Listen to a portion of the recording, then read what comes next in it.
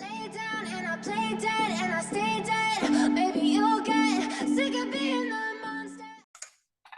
네, 유가증권 시장 오늘 준비해봤고요. 오늘은 두 개 종목 정도 준비가 되어 있습니다. 먼저 A프로젠 같은 경우에는 이 AP063을 공동 개발을 하겠다라는 걸 공시를 했습니다. 계약 상대방은 A프로젠 헬스케어 게임즈고요. 이게 요거를 같이 개발하고 이익을 공유한다.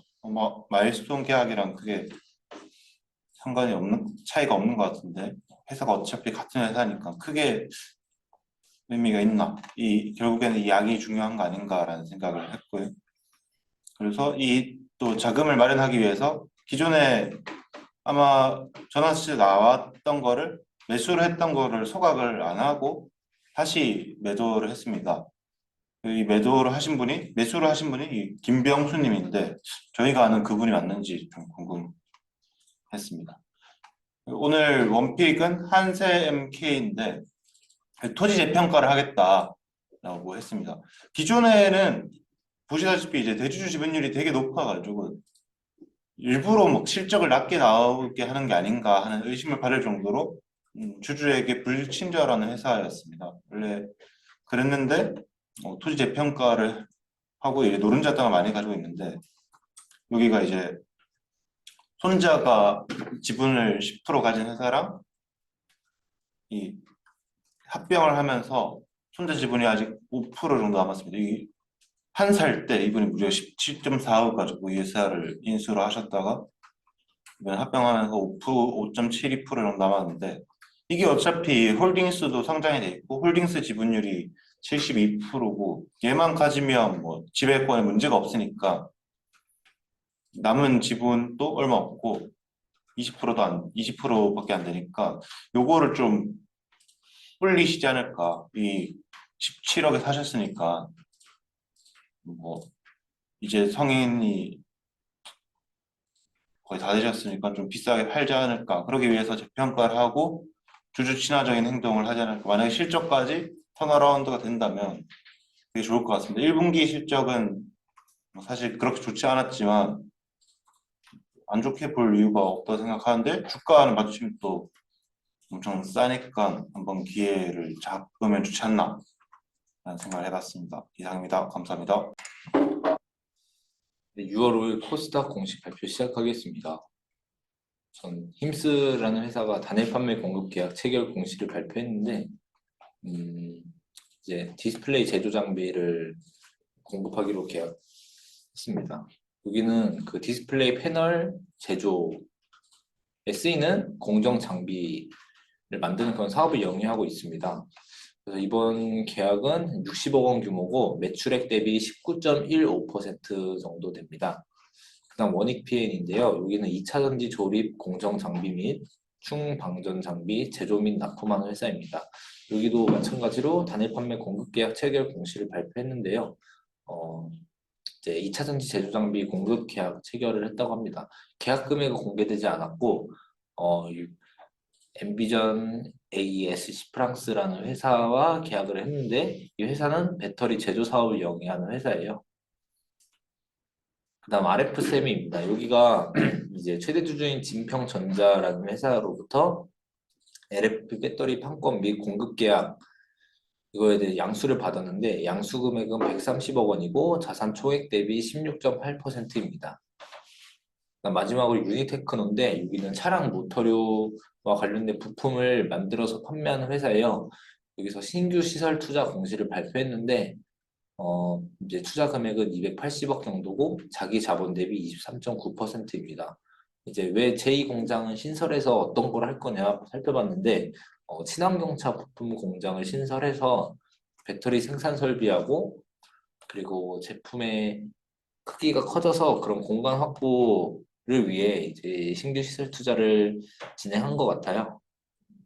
그리고 또 부품 모듈화를 위한 생산 설비 증설 그리고 긍정적인 그런 공시라고 볼 수 있습니다. 그래서 유니테크노에 대해서 조금 더 살펴봤는데 매출이 뭐 그렇게 폭발적으로 느는 것 같진 않고 대신에 이제 여기 아래에도 있듯이 현대차의 2차 벤더인데 영업이익률이 한 대충 한 10년 동안 한 11년 동안 평균 OPM이 8.7%였어요. 그래서 다른 2차 벤더들의 OPM이 2%에서 3% 수준임을 감안하면 상대적으로 높은 편입니다. 그래서 여기가 이제 자동차용 배터리 셀 케이스 그리고 자동차용 전장품 그런 것들을 플라스틱 사출품으로 그러니까 플라스틱을 이용해서 이것들을 만드는 건데 16년도부터 삼성 SDI하고 합작을 해서 배터리 셀 케이스 개발을 하고 17년도부터 양산을 시작했습니다. 그래서 이거와 관련된 매출이 이제 친환경차 부품 매출인데 이 비중이 1%, 17년도 1%에서 21년도 20%까지 확대됐고 25년 49%까지 확대될 예정이라고 합니다. 그래서 현재 친환경차 시장이 성장하고 있기 때문에 그런 수혜를 이 동사가 이렇게 받을 수 있을 거라고 생각했습니다. 이상입니다. 예, 코넥스 한번 월요일 거 발표해 보겠습니다. 이제 NS 컴퍼니가 이 온라인 IR을 여기서 진행한다고 이렇게 공시를 했습니다. 그래서 뭐 주요 내용은 회사 소개 뭐 이런 거 당연히.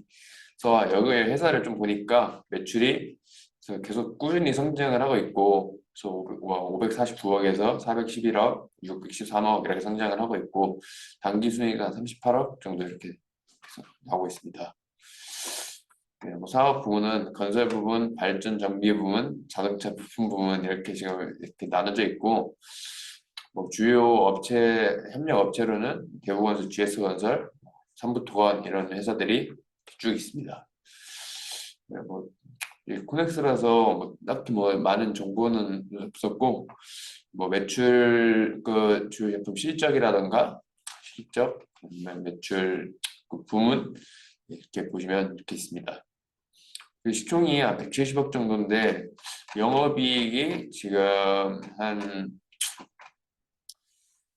영업이 32억에다가 당기순이익이 38억 정도 나니까 PER이 한 5배? 한 5배? 4-5배?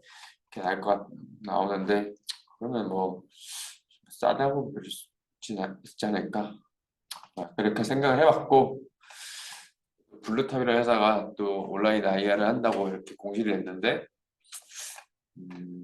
그래서 블루탑이라는 회사가 좀 더 매력적으로 보였는데 매출액이 얘네도 이제 310억에서 412억으로 성장을 했고, 영업이익과 영업이익도 턴어라운드를 했고 단기순이익도 이번에 턴어라운드를 해서 좀 더 관심 있게 받고, 이따가 요즘 좀 굉장히 업황이 좋다고 제가 생각을 하고 있는 자동차 전장 쪽에서 사업을 하고 있는 그런 회사였습니다.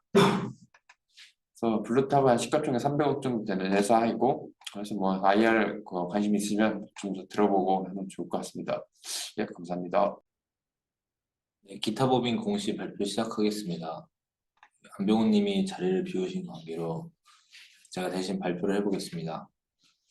그 서브라임이라는 중앙그룹의 매니지먼트 회사를 살펴보셨네요.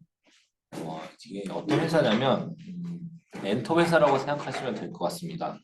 여기서 임원의 변동 공시를 발표했는데 기존 사내이사 노윤정님에서 오창훈님으로 바뀌었고 감사 안성훈님이 선임됐다고 하십니다. 그래서 여기 서브라임에 소속돼 있는 연예인이 누구 있는지 살펴봤는데 송강호 배우님 계시고 고소영 배우님 계시고 이렇게 유명한 분들이 많네요. 갓세븐의 잭슨님도 여기고 한이, 그 티파니, 또 영재, 엄청 많네요. 그래서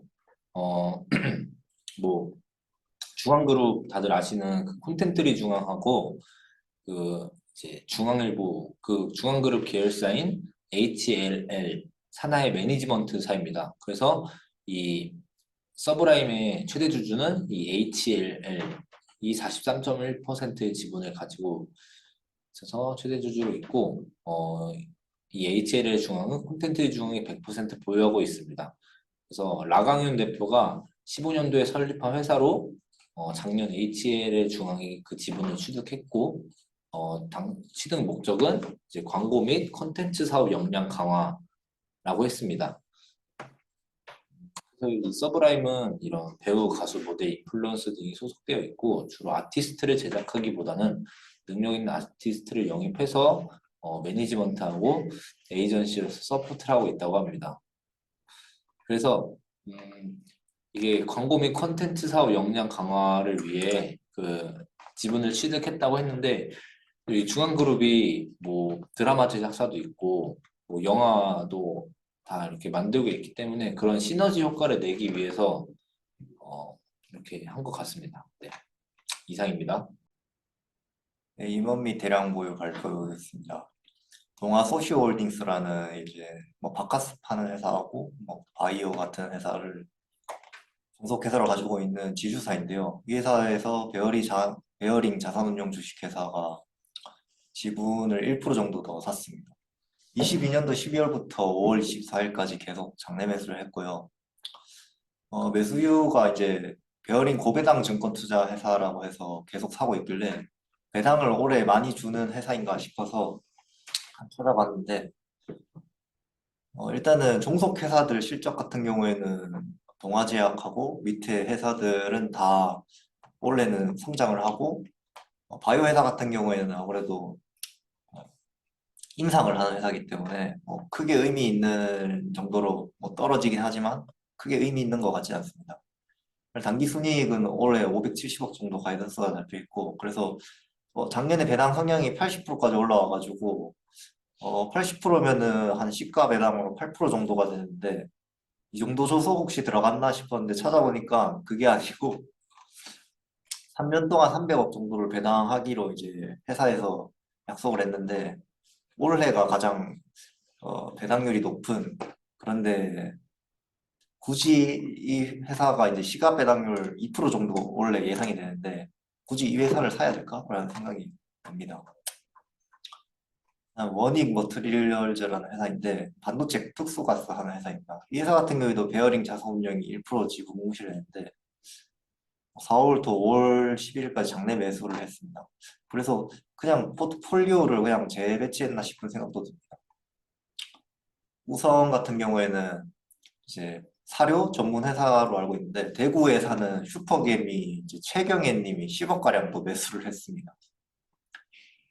4월 14일부터 이제 관계자들이 이제 계속 매수를 하고 있고요.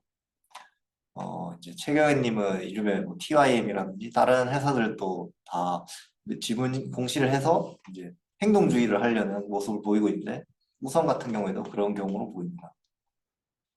다음은 옵트론텍이라고 렌즈나 뭐 렌즈 모듈이나 광 렌즈 같은 걸 하는 회사인데 이사님이 이제 비등기 임원인데 장호경님께서 이제 1,700억만 원 정도 가량 매수를 했습니다. 보시면 조금씩 올려가면서 하는데 이게 계속 산다면은 유의미한 이제 시그널이 되지 않을까라는 생각이 듭니다. 네, 감사합니다.